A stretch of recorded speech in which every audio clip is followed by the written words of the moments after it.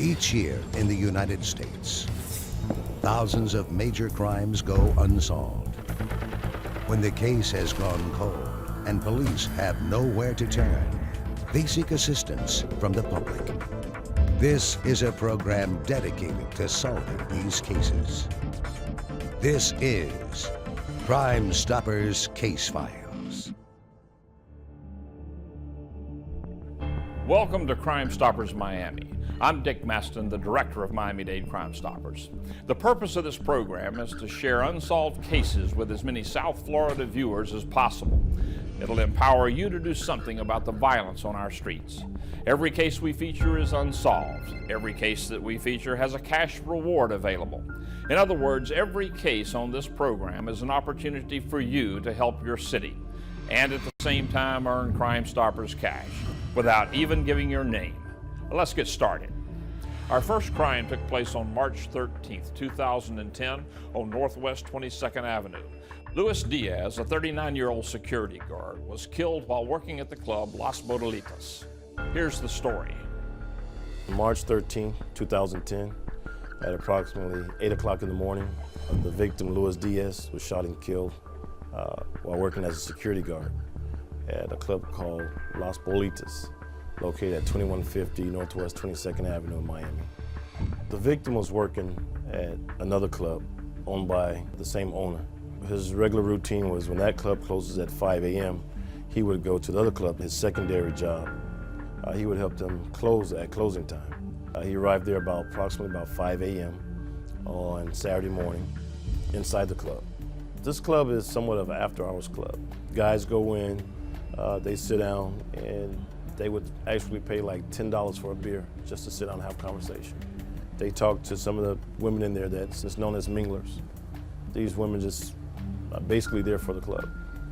According to one of the patrons that we interviewed that morning after the incident, as he was standing inside the club, minding his own business, this individual that was later identified as Jonathan Labrada came and stood directly next to him, took his hand and placed it on his waistband to the firearm and said, "Somebody's going to die tonight." This individual, this patron, then immediately moved away from Mr. Labrada and just went to another area in the club at that time. There was a female patron inside the club. She noticed what appeared to be a firearm in this individual's waistband, in the front of his waistband. She told one of the other security guards that was working at the time. He went over to go check it out. Immediately, he came back, he told her it appears to be a bottle. After that, she told the second security guard about what she saw. And he decided to go over and follow it up. And once he went over to make contact with this individual, conversation was exchanged. It wasn't an argument or anything like that, according to the witnesses. Once he went over and made contact with him, this individual that shot the victim, pulled out a firearm from his waistband and immediately started firing inside the club. It appears that it was unprovoked. There wasn't a confrontation. The victim sustained one gunshot wound in the abdomen. He was transported to Rech trauma, where he later died. There was approximately 100 people inside the club. Just fortunately, no one else got shot except the victim. According to the witnesses and the people that we interviewed, we were able to ascertain a good description of the shooter. The individual name is Jonathan Labrada. He's a white Latin male. Immediately after the shooting, he was chased outside of the club by two of the patrons and one of the security guards, southbound on 22nd Avenue, when they lost sight of him crossing 20th Street and 22nd Avenue on foot. Authorities want everyone to get a good look at this man's face. Jonathan Labrada is wanted for the murder of Luis Diaz. The victim's mother and two sisters are asking for justice. They want Labrada to pay the consequences for the crimes he's committed. The 39-year-old security guard was gunned down March 13, 2010 at Las Botellitas, a restaurant club located at 2150 Northwest 22nd Avenue. Authorities describe 27-year-old Labrada as a cold-blooded killer. Jonathan Labrada is a white Latin male, approximately 26 years of age, 5'8", 170 pounds. He also goes by the nickname of Yayo. He should be considered armed and dangerous, and it's possible that he has association with Latin Kings and the gang called Wilos. According to the information we received, the victim arrived here from Cuba approximately 5 to 6 years ago. He was trying to start a new life. He was helping his family out. Diaz's family made an emotional plea to the community to help them find the killer of their loved one, who left behind a 3-year-old daughter and 2-year-old son. Unfortunately, he lost his life trying to earn a living at this particular time. Jonathan Labrada has a past of kidnapping, assault and battery. He should be considered armed and dangerous, and no one should approach this individual without law enforcement. Lewis worked 2 jobs just to provide for his family. His murder was a senseless act, and his killer is still out there. Jonathan Labrada is believed to be hiding here in Florida or somewhere in Puerto Rico. He's 5'8", 180 pounds, and he's 27 years old. And when we come back, we'll ask for your help in solving an April 2010 murder that took place in Miami Gardens when we return on Crime Stoppers Miami. Our next featured homicide occurred at around noon on April the 9th, 2010, when 49-year-old Jesus Mejias was shot and killed in the driveway of his home on Northwest 171st Street Terrace in Miami Gardens. Here's the story. Mr. Mejias did work as a security guard for a company here in the Miami Gardens area. He's a devoted family man. He does have a daughter, 7 years old, and also survived by his mother, who lives in the city of Miami. Señor, ¿cuál es su emergencia? ¿Qué es lo que ocurre ahí? El señor que vive al lado vino y me avisó que encontró el cadáver, parece que está atrás, lleno de sangre. ¿De quién? De Jesús Mejias, que vive aquí atrás. Ok, escúcheme un momento. ¿Él está respirando? Coño, no está respirando, está desbaratada, la sangre Okay. tiene todo abajo del piso. Señor, mírale el pecho a ver si está subiendo y bajando, si No, tú lo no ves está, respirar. no está subiendo y bajando, Acerque no está- su oído a la nariz de él, a ver si siente respiración. No, está llena de sangre, no está respirando. ¿Tiene la boca abierta? No, está llena de sangre la boca también, está desbaratada la cabeza. Ok, señor. Ay, vecino, no. No toquen nada, señor. Ok. Ok, Ya yo ok. tengo policía y rescate en camino. Adiós. Okay. On Friday, April 9, 2010, at 6:30 p.m., Miami Gardens police officials responded to the area of 3471 Northwest 171st Terrace. We learned that there was a shots fired call in the area around 12 o'clock that day. Units did proceed to that area and never located anybody or anyone with information regarding to anyone shot.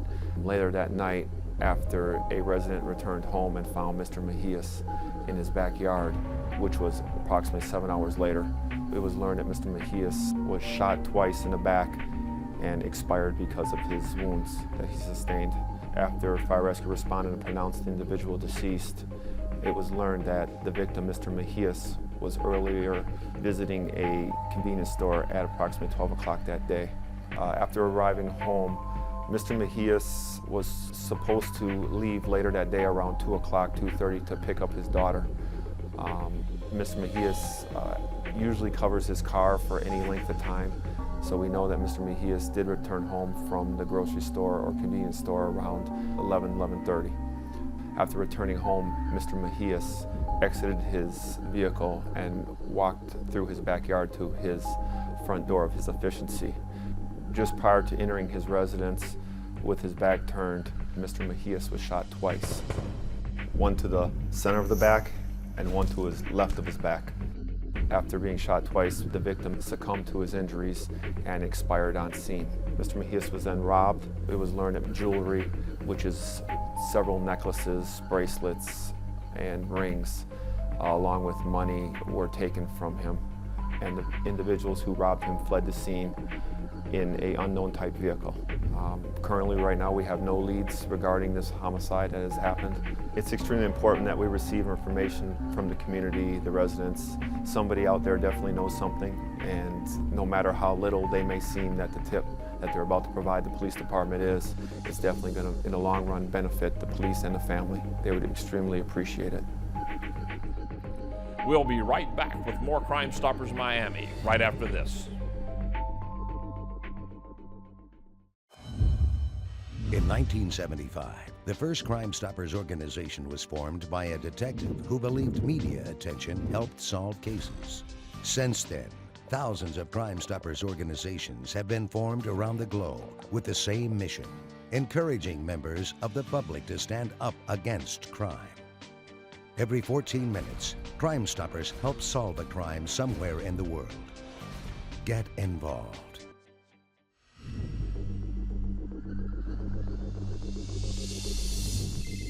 Friday, April 9, 2010, at approximately 6:30 p.m., Miami Gardens Police Department officials responded to 3471 Northwest 171st Terrace. It was learned that Jesus Mejias returned home earlier that day after visiting a local convenience store and purchased some items. We know that Mr. Mejias did return home from the grocery store or convenience store around 11:30. After returning home, Mr. Mejias exited his vehicle and walked through his backyard to his front door of his efficiency. Just prior to entering his residence, with his back turned, Mr. Mejias was shot twice. One to the center of the back and one to his left of his back. The center back was the fatal shot, which caused Mr. Mejias to collapse. The type of weapon that was used was a 9mm handgun semi-automatic. After being shot twice, the victim succumbed to his injuries and expired on scene. Mr. Mejias was then robbed. It was learned that jewelry, which is several necklaces, bracelets, and rings, along with money, were taken from him. And the individuals who robbed him fled the scene in an unknown type vehicle.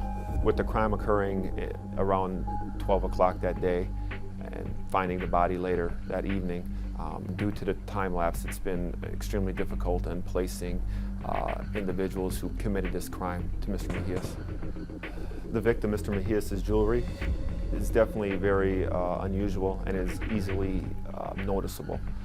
The jewelry contains several rings, religious medallions, and bracelets, matching bracelets.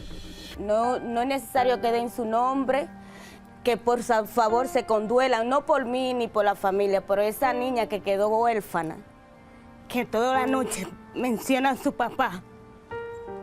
I'm hoping that somebody here in this residential area observed something that took place and could help lead to the arrest of the individuals responsible for the murder of Mr. Mejias. Miami Gardens detectives believe Jesus Mejias was killed by a lone gunman. May have been a robbery, or the killer may have been part of the Murder Grove Boys, a gang that operates in that area. His jewelry is missing. Do you recognize any of these items? We'll be right back with more of Crime Stoppers Miami right after this.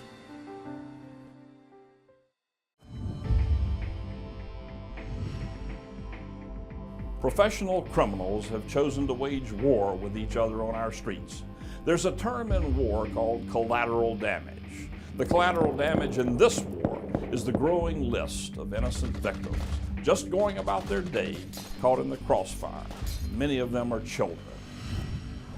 On April 9th, 2010, Janya Ware was in the car with her family headed to pick up some fast food near Northeast 64th Terrace and North Miami Place when their vehicle was targeted by someone in another car.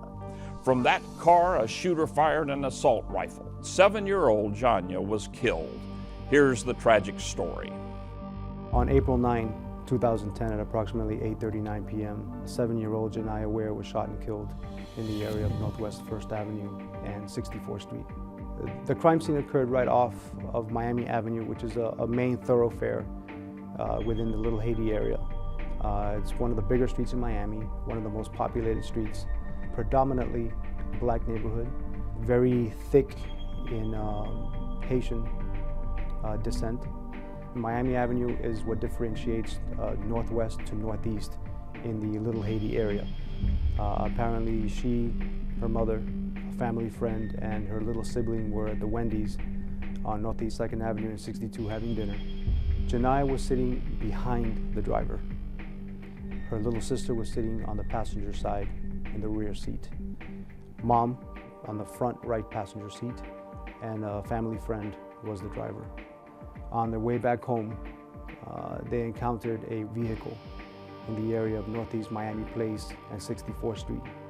The vehicle came up behind them and opened fire. Presumably one from the driver's side and the other from the passenger side. At one point, they must have been hanging out the windows while driving. One armed with an AK-47 and the other one armed with a 9mm. The vehicle was riddled with bullets, from the back to the front, including through the rear window and through the front windshield. Unfortunately, one of those bullets struck our 7-year-old victim, Janiyah Ware, piercing the heart. That was an AK-47 round that struck the little girl. The driver of the vehicle was shot. She was shot in the neck area towards the back of the head.